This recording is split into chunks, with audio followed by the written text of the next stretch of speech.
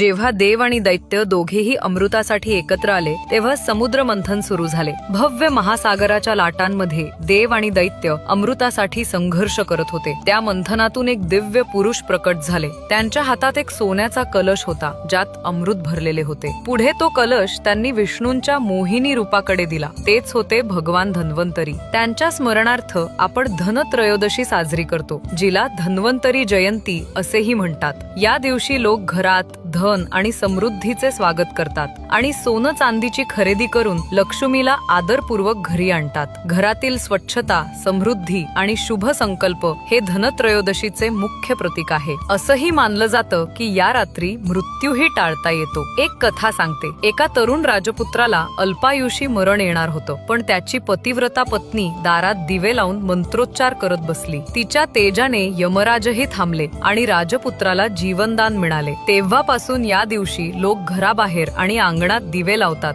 धनत्रयोदशी ही फक्त पूजा नाही, तर आरोग्य, संपत्ती आणि समृद्धी प्राप्त करण्याचा एक पवित्र संकल्प आहे।